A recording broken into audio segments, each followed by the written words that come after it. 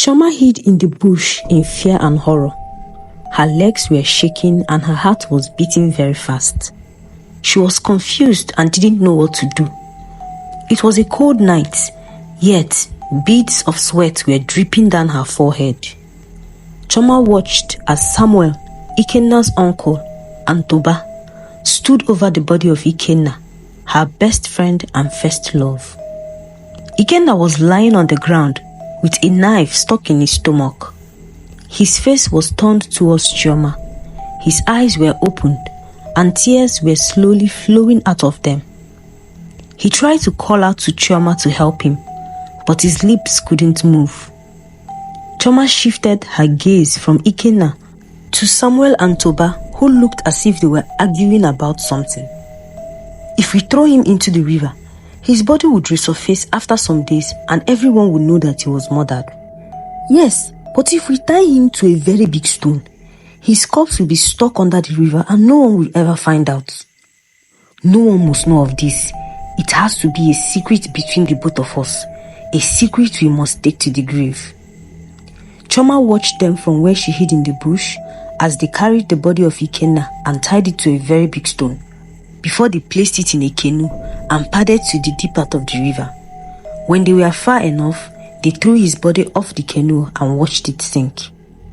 Chioma knew that this was the best time for her to escape, so she ran as fast as her legs could carry her from where she hid to her father's house. When Chioma got home, she was breathing very hard. She met her father outside the compound, reading a newspaper and listening to songs from the local radio. Her stepmother was at the corner of the compound preparing dinner. "Where have you been, this stubborn girl? Come and pound this cocoyam so I will finish cooking in time." Chioma went to where her stepmother was and took the pestle and started pounding. But her hands were trembling. The sight of what she previously witnessed couldn't leave her thoughts. She was traumatized by her discovery. Her stepmother looked at her and in anger, she slapped Chioma and warned her, "If you don't pound this cocoyam well, then be ready to go to bed without eating tonight. You this lazy and unfortunate child." Chioma tried her best to lift the pestle up and started pounding the cocoyam because she didn't want to go to bed hungry. But as she was pounding the cocoyam, she heard the voices of Mr. Samuel and Mr. Toba, the two men she had caught earlier, throwing her best and only friend into the river. Chioma became more scared and terrified because she felt those two men had seen her in the bush and came to kill her too. She started sweating and began to panic. "Chi Chi," Mr. Samuel said, as he was fond of calling her. Mr. Samuel was a very close friend of Chioma's father. He was a teacher in the community primary school where Chioma and the other children in the village attended, so everyone respected him. While Mr. Toba was a butcher who sells meat in the market and was also a very close friend of Chioma's father, who was a hunter. Mr. Toba often helped Chioma's father to sell his meat at the market for a very good price. Good evening, sir," Chioma stammered, her hands shaking. Mr. Samuel patted Chioma on her back and asked her to be a good girl and an obedient daughter. Then the two men went to sit with Chioma's father to discuss. Chioma heaved a deep sigh, knowing that they did not come for her. But she was still curious as to what they were discussing with her father. "Is it possible that my father is aware of what they did?" Chioma asked herself, but she took the thought off her mind and continued pounding the cocoyam. The next day at school, Chioma sat alone on the desk. Ikenna was her seatmate and best friend, so they always sat together. During the first break, an assembly was called for all the pupils to gather at the school compound. Then Mr. Samuel climbed up the podium. "It has come to my notice that Ikenna ran away from home yesterday morning and has not returned since then. His mother is very worried and scared that something may have happened to him. Please, if you have any information regarding his whereabouts, come straight to my office and inform me. And if he is hiding in any of your houses, please tell him to return home. His mother has promised not to beat him. Is that understood?" The whole pupils chorused, "Yes, sir," and marched back into their classrooms. While Chioma was going back to her classroom, she saw the mother of Ikenna, Mrs. Ogechi, seated in front of the principal's office, crying her eyes out, and she felt pity for the poor woman. Mrs. Ogechi was the wife of one of the wealthiest men in the village. Her husband owned the community school and many other buildings in the village. However, Mrs. Ogechi was blessed with only one child, whom she named Ikenna. A few years after she gave birth to Ikenna, her husband died mysteriously, making Ikenna the sole heir to his wealth. But Ikenna's uncle, Mr. Samuel, was very greedy. He wanted his brother's wealth for himself. A few months after his brother's death, he approached Mrs. Ogechi and asked her to marry him, so he would be the automatic owner of all that his brother had. But Mrs. Ogechi refused. He did all he could to convince her to be his wife, but Mrs. Ogechi stood her ground, so he gave up. After school that day, Chioma was restless. The event she had witnessed was disturbing her.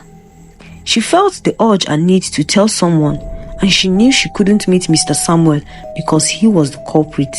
So she decided she would meet Mrs. Ogechi and narrate all that she saw that night. When Chioma was done with all her house chores, she sneaked out of the house to Mrs. Ogechi's compound. When she got there, she met Mrs. Ogechi seated at the front of the house, but there were other people seated with her, consoling her for her missing son. Among the people seated with her were Toba and Ikenna's uncle, Mr. Samuel. But Chioma couldn't turn back because they had already seen her, so she went into the compound and greeted the elders that were seated within.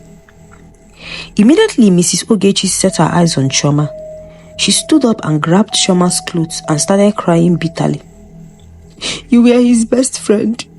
Tell me what happened to my son. Where is my son? Find my son for me." Mrs. Ogechi said with tears streaming down her eyes. The women around held her and loosened her grip on Chioma's clothes, and one of them yelled at Chioma to leave the compound immediately. "Are you not aware that your presence will always remind her of Ikenna, her lost son? Don't you ever set your foot in this compound again," one of the women warned Chioma. Chioma left the compound feeling deeply heartbroken. She broke into tears as she walked back home. There was no one she could trust with the truth. Chioma was the only child of her father.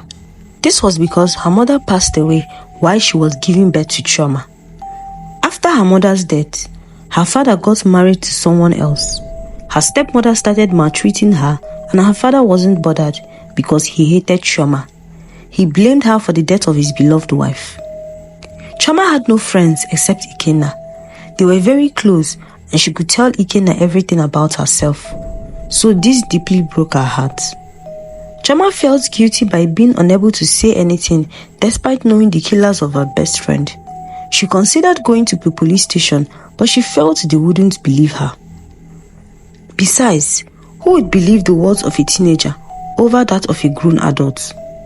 She also thought about telling her father, but they weren't close, and the possibility that her father might be a culprit as well bothered her a lot. Chioma was one of the best pupils in her class, and her class teacher, Mrs. Emere, loved her very much. Mrs. Emere always encouraged Chioma to take her studies seriously, no matter what she was facing in life. As Chioma was walking home, she saw Mrs. Emere coming from the opposite direction. She quickly cleaned her tears and greeted Mrs. Emere. Mrs. Emere looked at her with a smile and asked her how she was doing. "I'm doing fine," Chioma lied, but deep within her, she needed someone she could trust with the truth. When Mrs. Emere walked past, Chioma began contemplating whether to tell Mrs. Emere about what she saw that night, but she wasn't sure if she could trust her.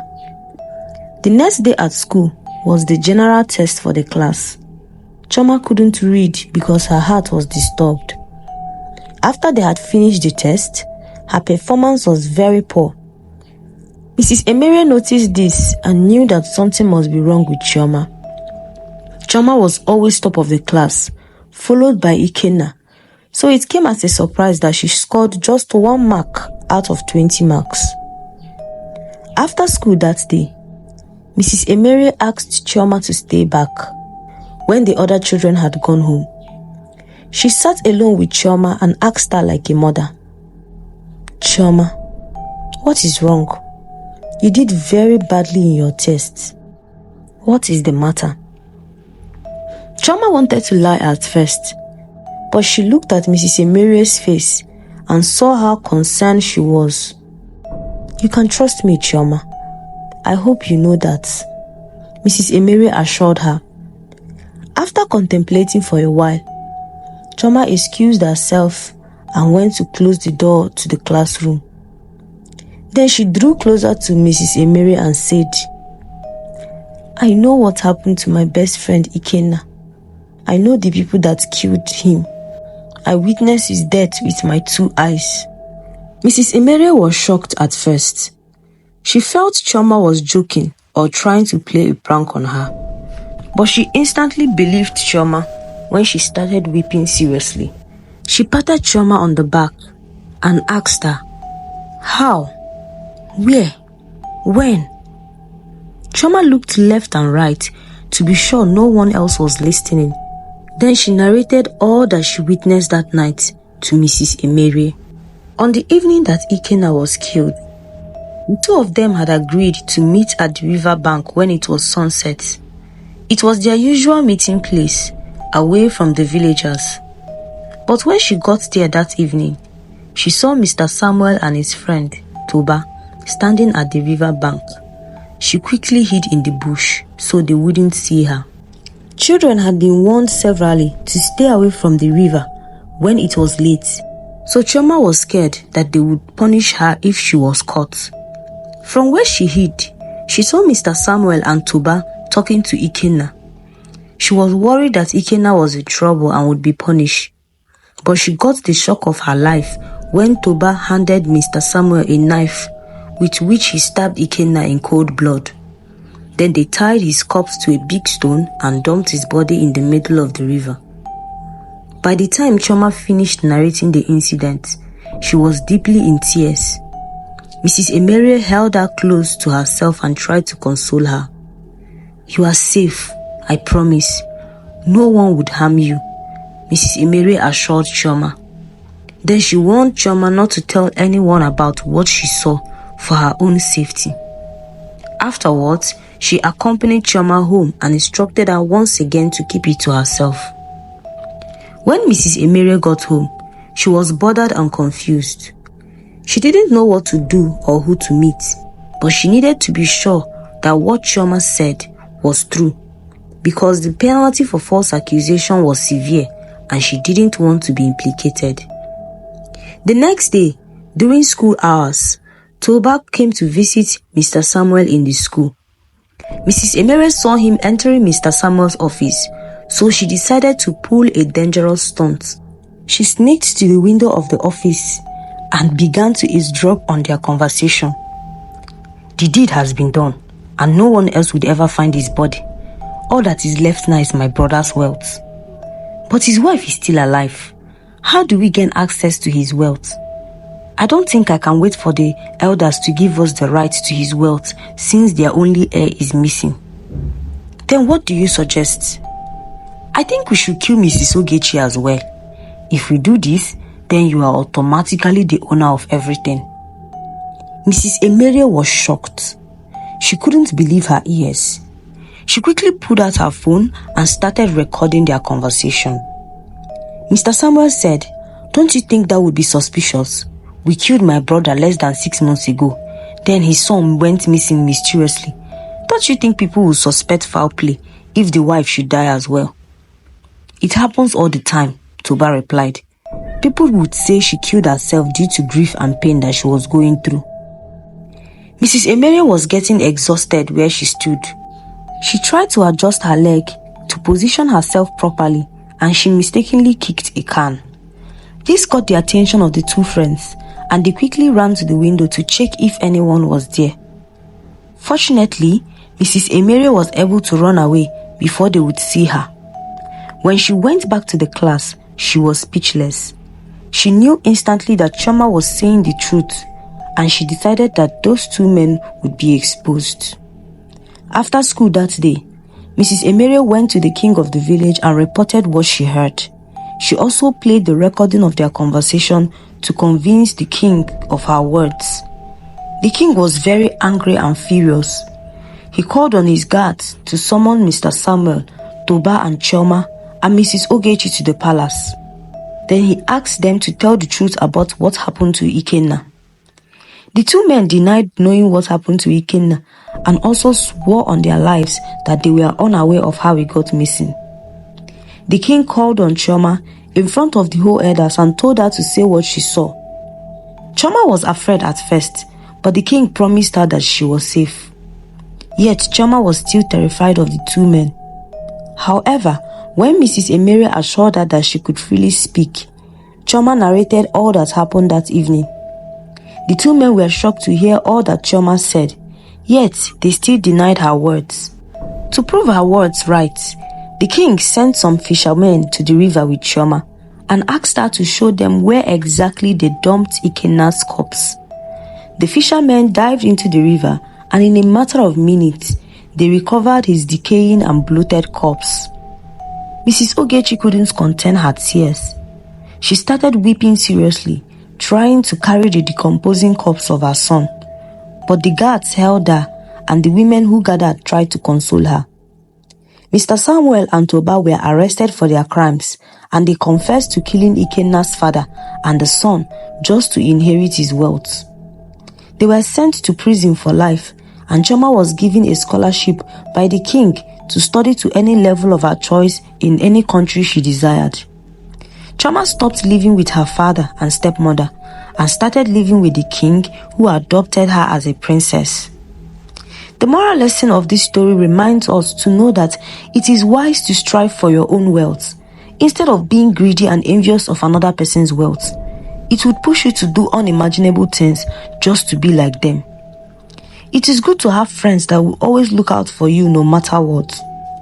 Always pay attention to the words of children, no matter how naive they may sound, because in every rumor there is an atom of truth. Be mindful of the people you trust. Your best friend can be your worst enemy.